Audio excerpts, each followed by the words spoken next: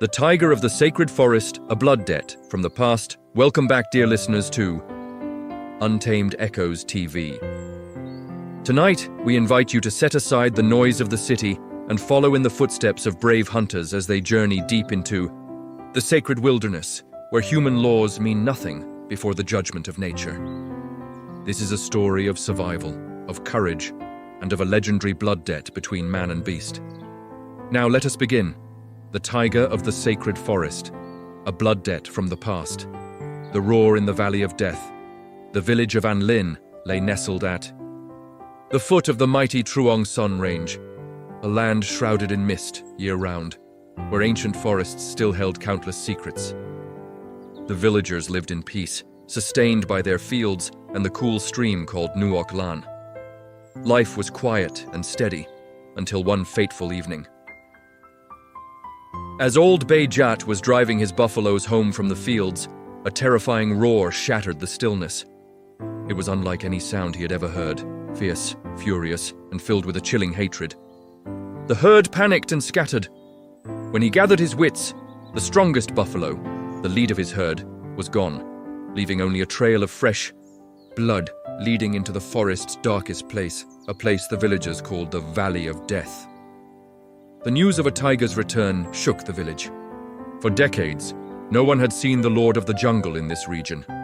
That very night, the villagers gathered in the communal house. The elder, old Sao Tin, once a famed tiger fighter in his youth, spoke gravely. "This is no ordinary tiger. It did not drag its kill to its den, but devoured it on the spot, and it chose the strongest beast. This was not hunger. It is a challenge." Fear gripped the people, and before the village could recover, tragedy struck again 3 days later. 2. Phuoc, a honey-gatherer, never returned from the forest.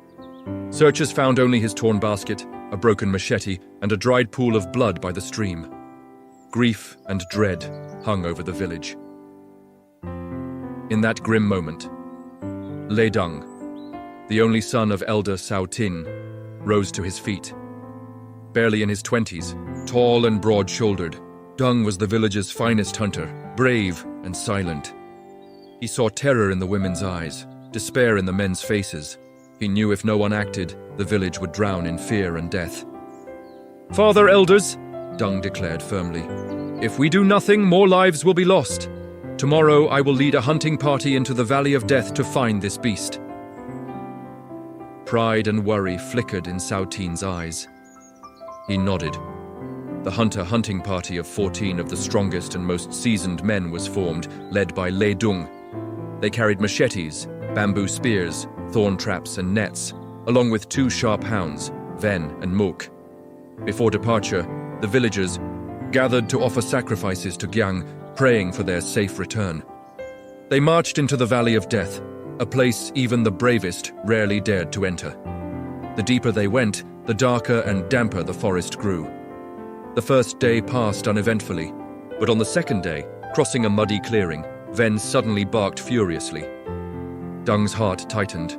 Before him lay an enormous tiger's paw print, larger than any he had ever seen, beside a few blood-stained golden hairs. "It's wounded," whispered old Kanam, a veteran hunter. "But that is the praise blood." That night, as Dung kept watch, he heard a strange sound, like weeping, mournful cries echoing through the darkness. Then the cries shifted into a low growl. The dogs whimpered and pressed close to him. On the third night, disaster struck. A chilling howl from Mook awoke them, only to find the hound gone, its chain snapped. Suddenly, a massive shadow lunged from the bushes, eyes glowing red like burning coals, striped fur matted with mud. It was the Mumpstiway spirit tiger. It toyed with Ven instead of attacking the men. Brave Ven lunged, but with one swipe the beast hurled him lifeless against a tree. "Surround it!" Dung roared. The hunters charged, blades flashing. But the tiger was too cunning, too swift. It dodged their strikes effortlessly, its claws slashing like steel. In one hunter, 2 was ripped open across the back. Amid the chaos, Dung noticed its weakness. It always leaned left when striking. With lightning speed, he lunged from the right, driving his sharpened bamboo spear into its flank. The tiger howled in pain, black blood gushing forth. Then it fled into the night, leaving a trail of blood and terror. But victory came at a cost.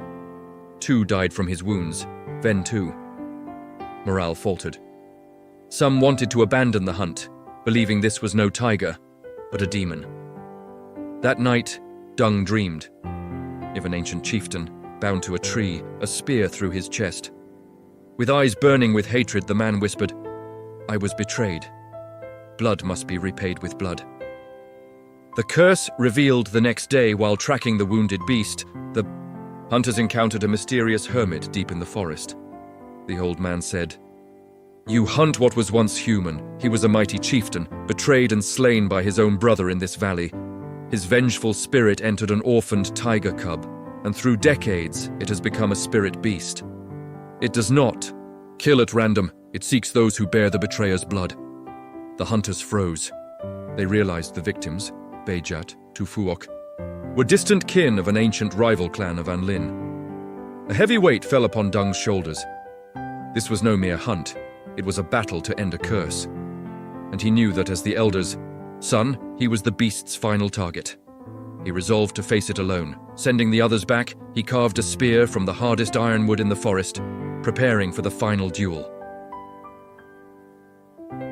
The final battle, the blood trail, led him to a vast cave, its mouth yawning like the gate of hell. He knew the beast was inside, waiting.